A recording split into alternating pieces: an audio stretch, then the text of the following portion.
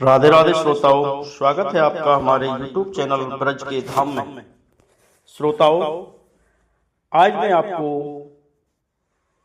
हमारे ब्रज के चैनल के माध्यम से कंस की मुक्ति कैसे हुई यह बताने जा रहा हूं। सुनिए। श्रोताओं, प्राचीन काल में समुद्र मंथन के समय कालनेमी नामक एक महाअसुर प्रकट हुआ, जो कि भगवान विष्णु के हाथों मारा गया। परंतु गुरु शुक्राचार्य ने उसे अपनी संजीवनी विद्या द्वारा पुनः जीवित कर दिया। जीवित होने के पश्चात कालनेमी ने पुनः श्री विष्णु से युद्ध करने की इच्छा प्रकट की। इसलिए शक्ति अर्जुन हेतु कालनेमी ने मंदर पर्वत के निकट एक निर्जन स्थान पर जाकर श्री ब्रह्मा जी की दूबरस पान करते हुए तपस्या की। तपस्या करते करते उसके शरीर का मांस मिट्टी में विलीन होने लगा, पर उसकी अस्थियों में प्राण शेष रह गए। अंत में उसके दिव्य 100 वर्षों तक तपस्या से संतुष्ट होकर श्री ब्रह्मा जी ने उसे दर्शन दिया। श्रोताओं, श्री ब्रह्मा जी ने उससे वर मांगने को कहा। कालनेमी बोला, हे ब्रह्मा जी, मुझे ऐसा वर दे कि ब्रह्मांड में श्री विष्णु के बल से बलवान जितने विद्यमान हैं, उनमें पूर्ण क्षमता संपन्न होने पर भी वे मुझे मारने में अक्षम हो जाएं। ब्रह्मा बोले, हे कालनेमी, तुम्हारा मांगा वर अत्यंत दुर्लभ है। कालांतर में तुम्हारा यह वर सिद्ध होगा। मेरा वाक्य कभी असत्य नहीं होगा। तो श्रोताओं, यही कालनेमी द्वापर युग में उग्रसेन की पत्नी के गर्भ से कंस नाम से जन्मा था।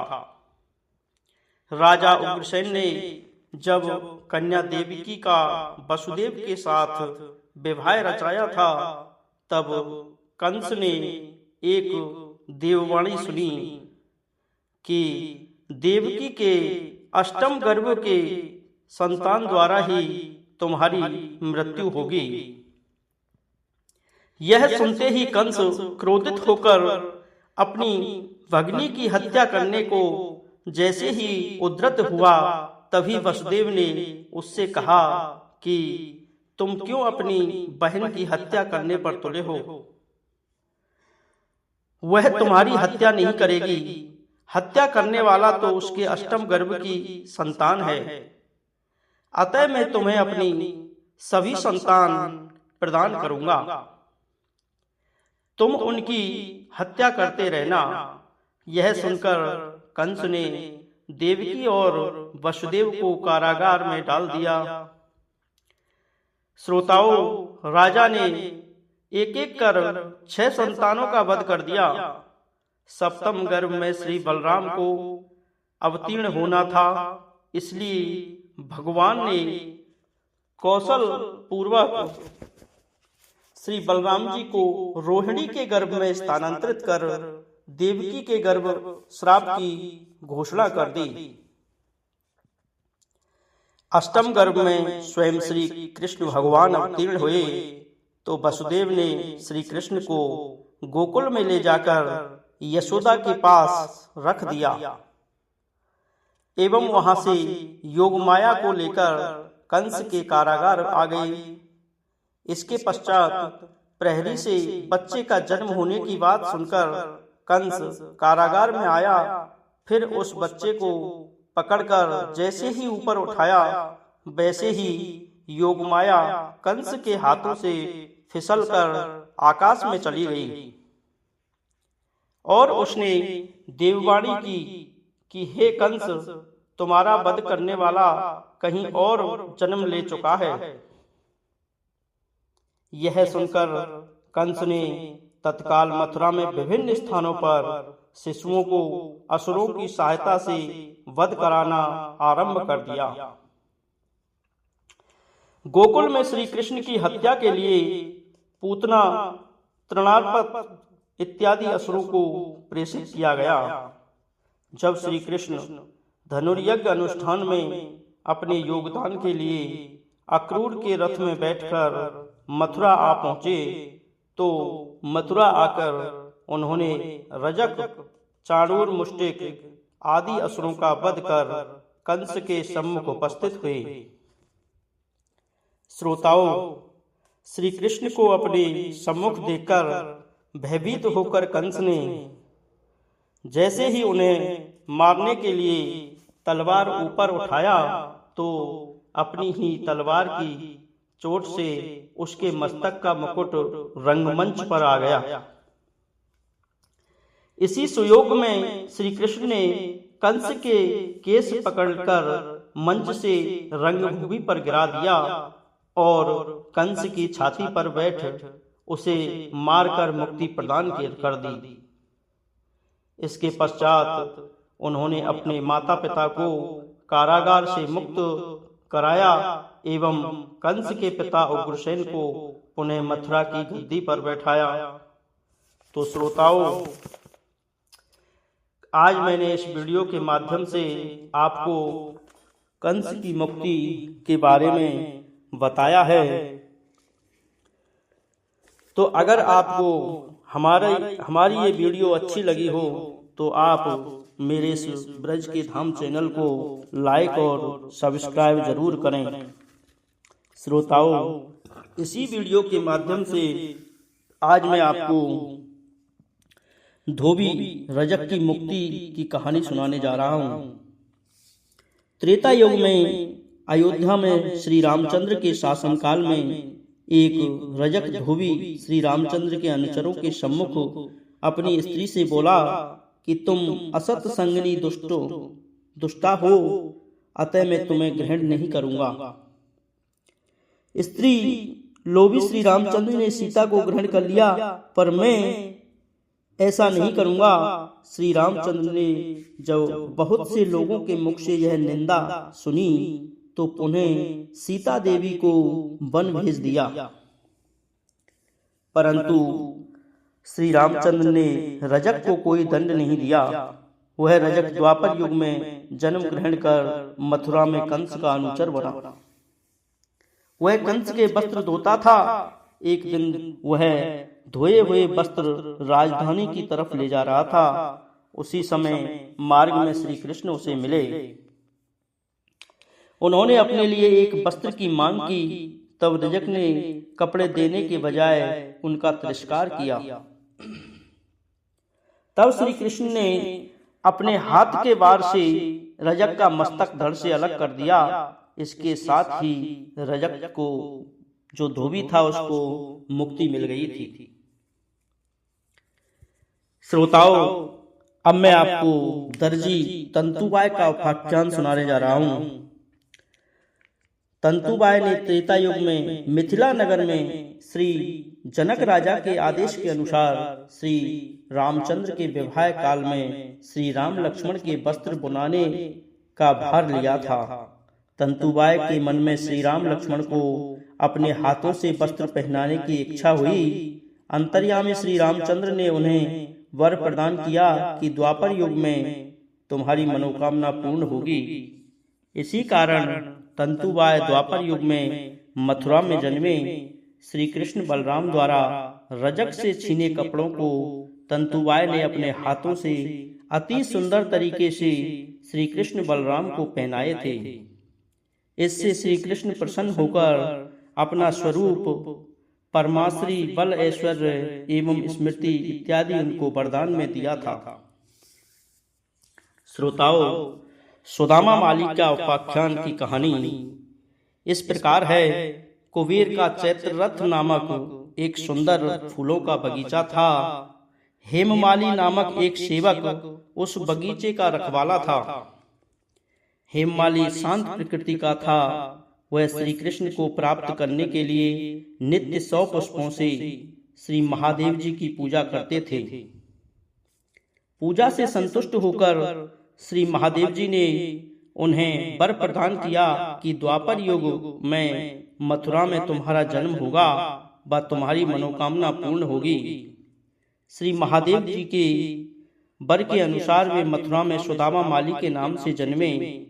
एक दिन श्री कृष्ण बलराम ने उनके गृह आगमन किया। मालाकार ने उन्हें प्रणाम कर उनकी चरण वंदना की। उत्तम प्रकृति के फूलों से माला गुथकर श्री कृष्ण बलराम को सजाया। माला पहन प्रफुल्लित होकर श्री कृष्ण ने वर प्रदान किया कि बल, यश, आयु, कांति इत्यादि तुम्हें प्राप्त हो। तो श्रोताओं, अब मैं आपको कुब्जा का उपाख्यान सुनाने जा रहा हूं।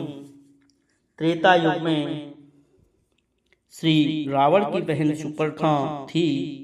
उसने पंचवटी वन में श्री रामचंद्र को देखकर उन्हें पति रूप में पाने की कामना की। श्री राम को अविचल देख वो श्री लक्ष्मण के पास गई। श्री लक्ष्मण उससे विवाह की बात सुनकर क्रोधित हो उठे और अपने खड्ग से उसकी नाक काट दी। तो रोती हुई सुपर्णा ने लंका जाकर रावण को इस घटना से अवगत कराया। श्री राम को पति रूप में पाने के लिए पुष्कर तीर्थ जाकर जल में अयुत वर्षों तक कठोरता से श्री महादेव जी की तपस्या की। तपस्या से प्रसन्न होकर श्री महादेव जी ने उससे वर मांगने के लिए कहा।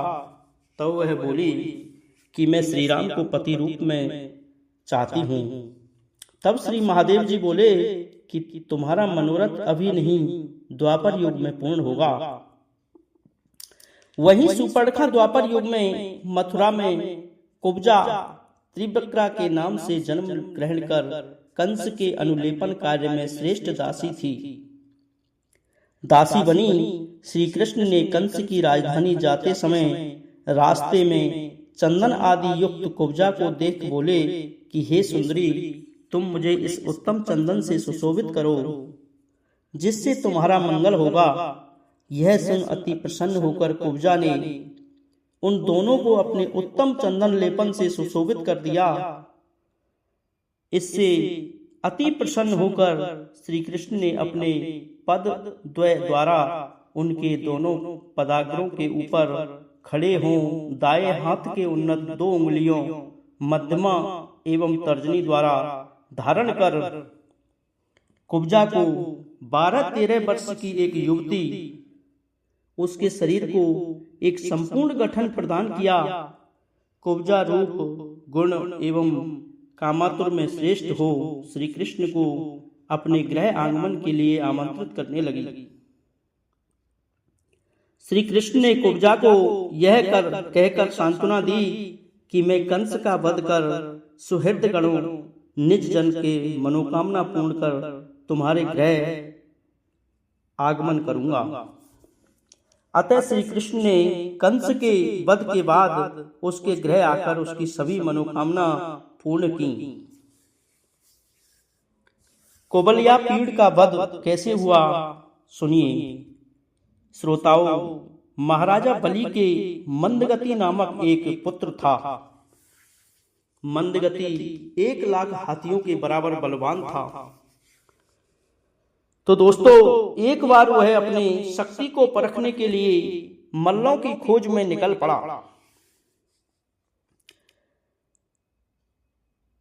मल्लों की खोज में निकल पड़ा। जब वह चलता था तो उसके हाथ की चोट से अनेक लोग मारे जाते थे। एक बार वृद्ध त्रितमुनि उनके हाथ की चोट से रास्ते के दूसरे तरफ जा रहे।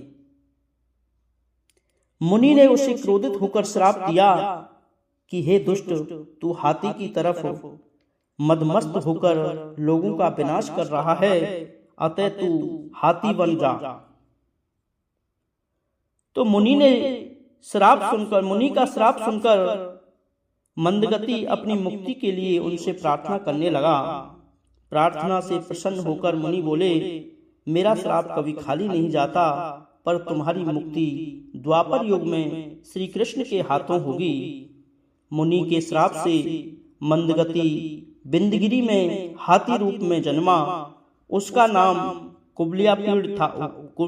कुबलियापीड़ हुआ। वह 1,00,000 हाथियों के समान बलवान था। मगध देश के राजा जरासंध ने 1,00,000 हाथियों की सहायता से कुबलियापीड़ को बस में कर अपने दामाद कंस को उपहार स्वरूप भेंट किया था। दोस्तों, कंस ने श्री कृष्ण पर आक्रमण के लिए कुबलियापीड़ को एक महावत के संचालन में अपने रंगमहल के द्वार पर नियुक्त कर दिया, जिससे श्री कृष्ण रंगमहल के द्वार पर कुबलियापीड़ एवं महावत को देखकर बोले, हे हाथी पालक, हम रंगमहल के दर्शन को आए हैं, अतः हमें अंदर प्रवेश के लिए रास्ता प्रदान करो। यह सुनकर महावत ने रास्ता न देकर हाथी को श्री कृष्ण बलराम की दिशा में आक्रमण के लिए प्रेरित कर दिया। हाथी श्री कृष्ण की तरफ एक भयानक चित्कार के साथ दौड़ा। श्री कृष्ण एवं हाथी में भयंकर युद्ध हुआ। अंत में श्री कृष्ण ने हाथी के दोनों दंत पकड़कर भूमि में पटक दिए एवं दोनों दंत उखाड़कर उन्हीं से हाथी पर वार कर उसे मार गिराया। अतः हाथी के प्राण श्री कृष्ण में लीन हो गया, जिससे हाथी को मुक्ति मिल गई। श्रोताओं, अब मैं आपको चाणूर मुष्टिकादि का उपाख्यान सुनाने जा रहा हूं। तो प्राचीन काल में अमरावती पर उतत्य नामक एक ऋषि भजन करते थे। उनके कामदेव के सदृश 5 पुत्र थे। पुत्रगण मदोन्मत्त हो विद्या अध्ययन व जप तप त्याग कर बलिराजा के महल रंग में मल्लयुद्ध किया करते थे। इसलिए उतत्य मुनि ने क्रोधवश श्राप दिया कि हे पुत्रगणों, तुम लोग ब्राह्मण कर्म का परित्याग कर क्षत्रिय कर्म में नियुक्त हुए हो, अतः तुम लोग मल्ल योद्धा बनो एवं असुर गणों के साथ वास करो। पिता के श्राप से पुत्रगणों ने चाणूर, मुष्टिक, कुट, सल एवं तोसल मथुरा में जन्म लेकर कंस के अनुचर बने। श्री कृष्ण ने रंग स्थान आकर प्रथमतः चाणूर के साथ मल्लयुद्ध किया और उन्होंने चाणूर की दोनों भुजा पकड़कर घुमाते हुए पृथ्वी पर पटक कर मार दिया। इस बार मुष्टिक ने श्री बलराम जी पर वार कर दिया। इस पर श्री बलराम जी ने उसे दोनों हाथों से पकड़कर एक झटके से भूमि पर पटक दिया। इस पटक से मुष्टिक के मुंह से रक्त की धारा बह पड़ी और उसके प्राण पखेरु उड़ गए। कुट दानव भी श्री बलराम के हाथों मारा गया। श्री कृष्ण पर आक्रमण के लिए जैसे ही सल आगे बढ़ा, श्री कृष्ण ने अपने पैर के एक ही बार में उसे मार गिराया। तोसल को आते देख उसका उदर चीरकर उसे मुक्ति प्रदान की। इस तरह सभी के प्राण श्री कृष्ण में लीन हो गए। श्रोताओं, श्री कृष्ण द्वारा धनुर्भंग। श्री कृष्ण बलराम मथुरा वासियों से पूछते हुए धनुर्यज्ञ स्थल पर आ पहुंचे। वह धनुष परम ऐश्वर्य युक्त एवं बहु बलिष्ठ प्रहरियों द्वारा सुरक्षित था। श्री कृष्ण ने उस स्थान पर जाकर अपने वामहस्त से धनुष को उठाकर एक ही बार में रस्सी खींच धनुष को मध्य से 2 भागों में तोड़ दिया। धनुर्भंग के शब्द से सप्तलोक एवं सप्त पाताल में प्रतिध्वनि हो गया। धनुर्भंग प्रतिध्वनि सुन कंस हृदय से कांप उठा। कंस ने तत्क्षण बहुत शक्तिशाली मल्लों को श्री कृष्ण के वध के लिए आदेश दिया। तो श्रोताओं, मैंने आपको आज इस वीडियो के माध्यम से कंस की मुक्ति और धोबी रजक की मुक्ति, तंतुबाई का उपाख्यान, सुदामा माली का उपाख्यान, कोबजा का उपाख्यान और कुबलियापीड़ का वध श्री कृष्ण द्वारा धनुर्भंग, इन विषयों के बारे में इस वीडियो के माध्यम से मैंने आपको बताया है। ये वीडियो आपको हमारी पसंद आई हो तो आप इस चैनल को लाइक एवं सब्सक्राइब जरूर करें। आगे हम आपको इसी प्रकार की वीडियो लाते रहेंगे। जय श्री राधे, जय श्री श्याम।